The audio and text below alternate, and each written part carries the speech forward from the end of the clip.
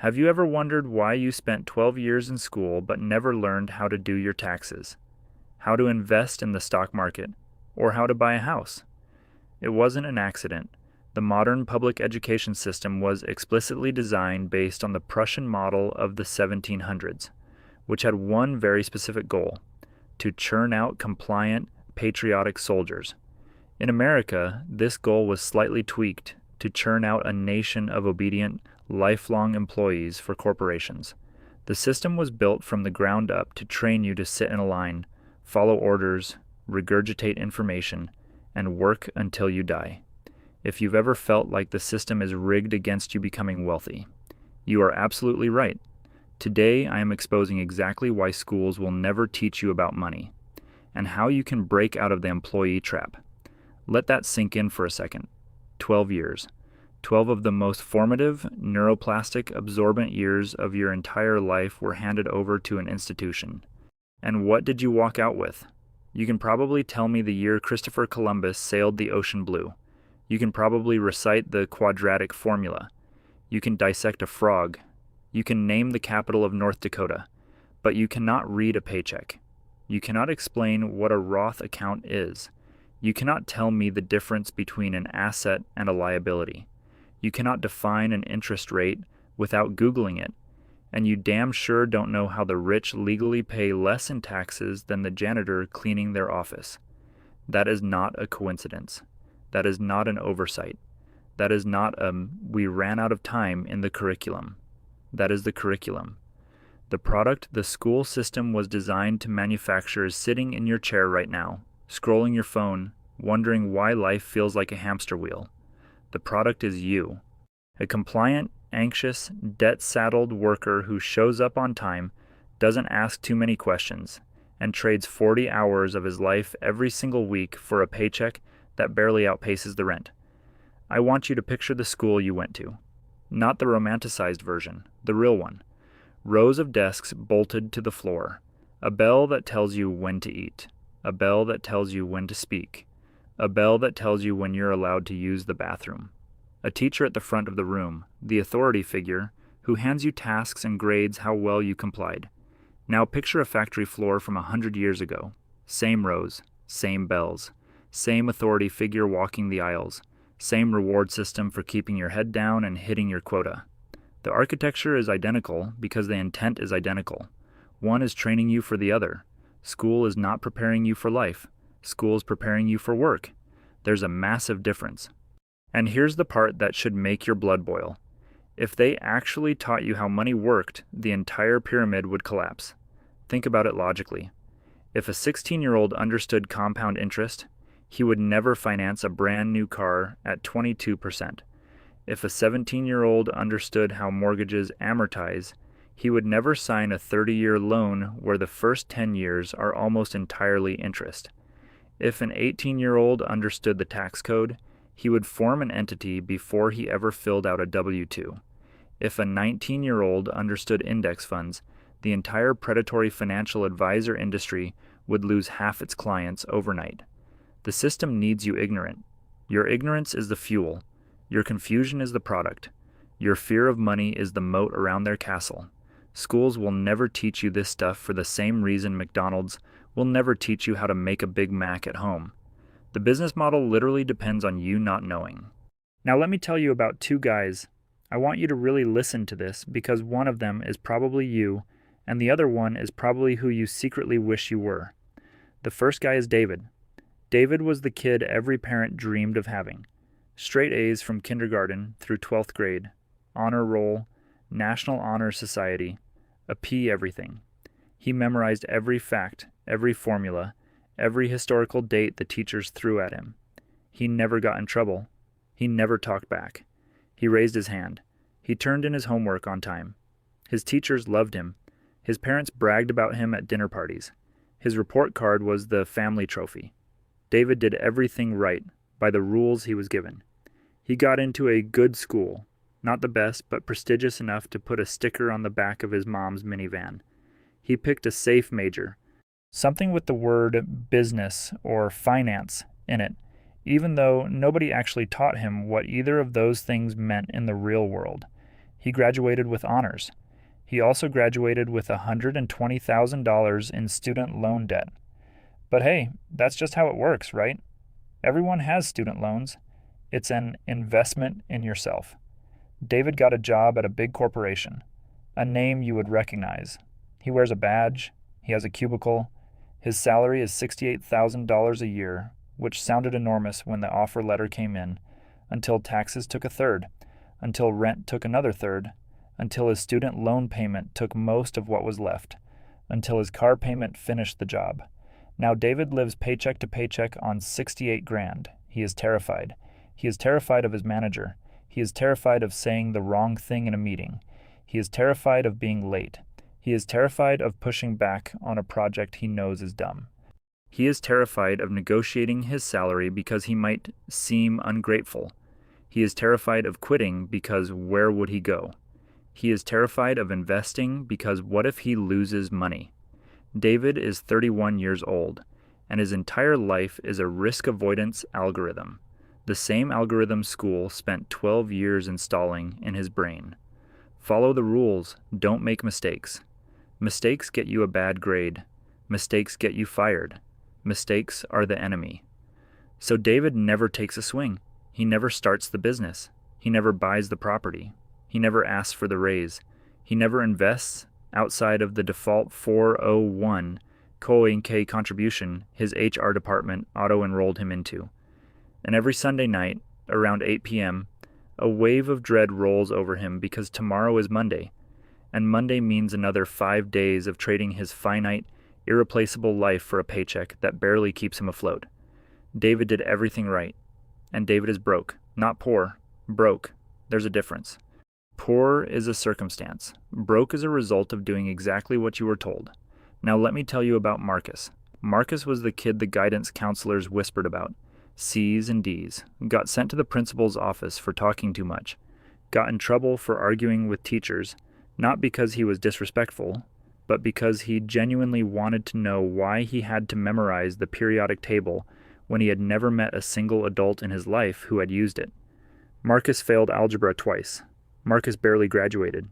Marcus's mom cried at graduation, and not the happy kind of crying. The, what is my son going to do with his life kind? But here's what nobody saw.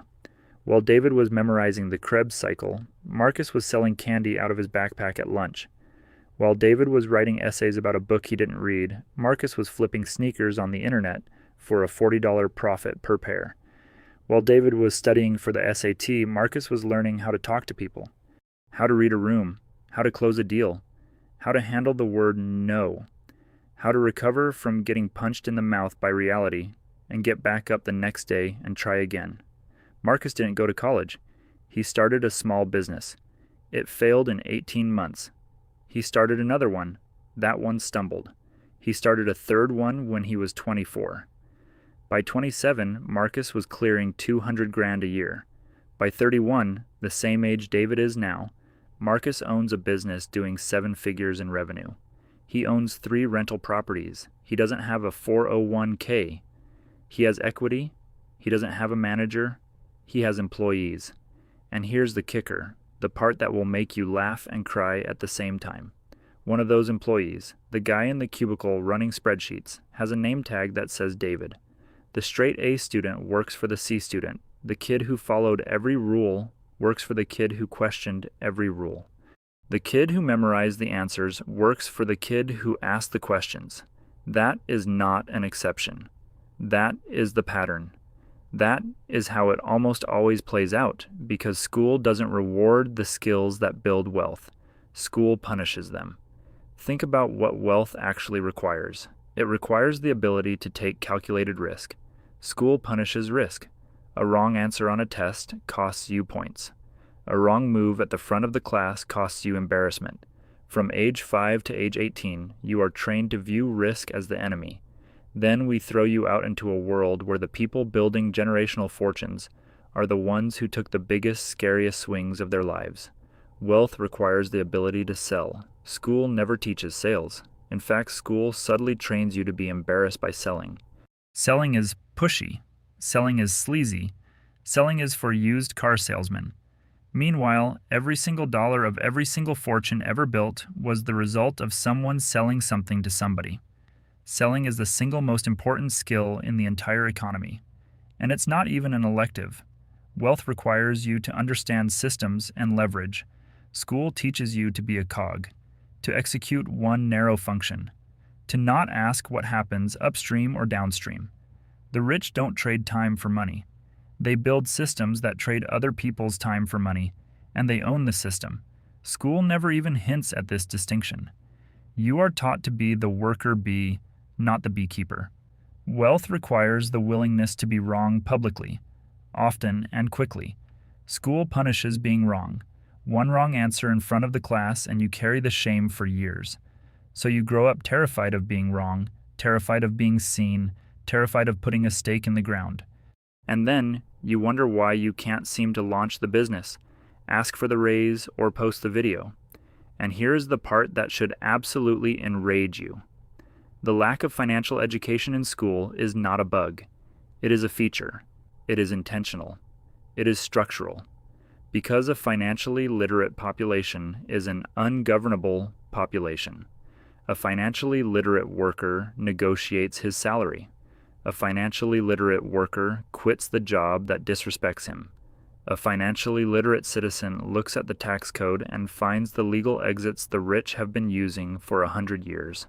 A financially literate consumer doesn't finance the boat. A financially literate 18-year-old does not sign a $100,000 loan to attend a school whose degree won't pay him enough to service the debt. You getting smart about money is the worst thing that can happen to the system, so they make sure it never happens. They keep you arguing about which political team is going to fix the economy, while neither team has any interest in teaching you how to opt out of it. They keep you fighting over crumbs while the people running the bakery walk out the back door with the loaves. And let's talk about that beautiful, glittering lie they sold you, the American Dream version 2.0. Get good grades, go to a good school, get a good job, buy a good house, retire at 65, play golf, die happy. That is the script.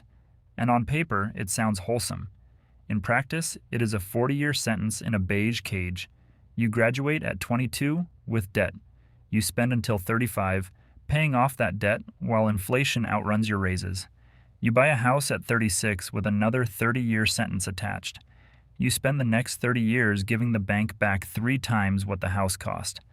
You retire at 65 with arthritis, 2 knees that don't bend right, a spouse you barely know anymore because you both worked 60 hours a week, and a 401k that the market just dragged through the mud right before you needed it. And that's the success story. That's the version they put on the brochure. The failure version? The failure version is much, much more common. The failure version is you don't make it to 65.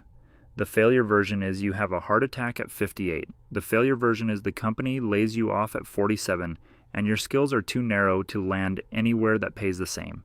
The failure version is your kid needs surgery, and you find out your insurance has a deductible the size of a used car. The failure version is the divorce at 52 that splits the assets you spent 30 years grinding to accumulate. The failure version is sitting in your cubicle at 64, watching a 25-year-old get the promotion you spent your life chasing, and realizing the deal was never real. That is the dream they sold you. And the schools, the teachers, the guidance counselors, the parents, the news, the movies, the commercials, they all repeated it so many times you stopped hearing it as a sales pitch and started hearing it as the truth. Now, I want to be very, very clear about something. I am not blaming your teachers. Most teachers are wonderful, underpaid people doing their best inside a broken machine. Your 5th grade teacher did not sit at home plotting how to keep you poor. The system is bigger than any one teacher, any one school, any one district. The system is upstream of all of them. The system is a curriculum designed in committee rooms by people whose incentive is to produce workers, not owners. Your teacher is just as trapped in it as you were. And I am also not blaming you for not knowing this when you were a kid. You were 5. You couldn't have known. You did what every kid does. You trusted the adults in the room. You assumed they were preparing you for the real world. That was a reasonable assumption. It was just wrong. What I am asking, what I am demanding, is that the moment you become an adult and you realize the game was rigged, you stop being a victim about it. You can be angry. You should be angry. Anger is a fine fuel for about 30 seconds. After that, anger becomes its own prison. It becomes another excuse. The schools failed me, so I can't get ahead. That is a comfortable story. It lets you off the hook. It is also the story of every person who will die broke. Because here is the brutal truth. Nobody is coming. No teacher is going to show up at your apartment with the lesson they forgot to give you. No senator is going to pass a bill that retroactively makes you wealthy. No HR department is going to slip a financial literacy course into your onboarding packet. The cavalry isn't coming. You are the cavalry. Every single piece of information that the school system deliberately withheld from you is now available, for free, on the device in your hand.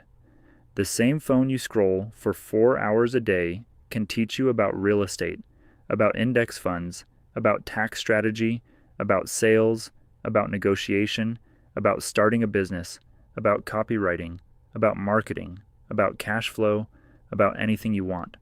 The barrier is not access. The barrier is the conditioning. The barrier is the 12 years of training that taught you to wait for an authority figure to hand you the lesson plan. There is no lesson plan anymore. You write the lesson plan. You pick the curriculum. You set the grades. And the test isn't a piece of paper anymore. The test is your bank account, your time, your peace of mind, and the kind of life you get to wake up to in 20 years. So here's what I want you to do. Starting today, not Monday, not when things calm down, not after the holidays, today. Stop consuming entertainment that doesn't teach you something. I am not saying turn into a robot. Watch the show, see the movie, enjoy your life. But every single day you carve out 30 minutes, 60 minutes, 90 minutes if you can, where you are actively, aggressively, deliberately learning the things school refused to teach you. Read a book about money. Watch a breakdown of how a real business runs. Learn how taxes actually work. Learn what a stock actually is. Learn what a duplex actually cash flows. Learn how to write a sales email. Learn how to negotiate. Learn how to build something, anything, that doesn't require your physical presence to generate a dollar. Stop asking permission. School trained you to raise your hand and wait to be called on. Nobody is calling on you anymore. Start a side hustle without telling anyone. Start an account and put $50 in it. Start a business in your spare bedroom. Start a YouTube channel. Start a newsletter. Start anything. The act of starting is the moment you break the spell. The act of starting is the moment you stop being David and start becoming Marcus. And please, hear me when I say this. Wealth is not the goal. Wealth is the byproduct of becoming the kind of person school never wanted you to become. The independent thinker, the calculated risk taker, the man who looks at a system and asks who designed it and who benefits, the man who reads the fine print, the man who builds instead of waits. That man gets wealthy almost as a side effect, because the world is starving for people who actually think for themselves. Your competition is asleep. Most of the people you graduated with are still inside the dream. They are still waiting for the raise, still waiting for the promotion, still waiting for their teacher in the form of a manager to give them a gold star. You don't have to be brilliant to outrun them. You just have to wake up. You just have to be honest about the fact that the entire framework you were handed was designed for somebody else's benefit, and you are going to spend the rest of your life redesigning a framework for your own. The day you accept that the school system never had your financial future in mind, a strange thing happens. The anger fades, the shame fades, the confusion fades, and what replaces it is this clean, quiet, ferocious clarity. You finally see the board. You finally understand the pieces. You finally realize that you have been playing checkers in a chess match. And now, for the first time in your life, you get to learn the actual rules of the game. So learn them. Learn them obsessively. Learn them like your life depends on it. Because it does. Not your physical life, your real life. The life where you wake up without an alarm. The life where you choose who you spend your hours with. The life where your kids never have to flinch when they ask for something at the grocery store. The life where retirement is not a finish line you collapse across, but a choice you make at 38 because the assets you built 10 years ago are paying for the life you have today. That life is available. It was always available. They just didn't put it in the curriculum. School trained you to be a worker, but you can choose to be an owner. Subscribe to the channel to learn the exact financial secrets your teachers were never allowed to show you.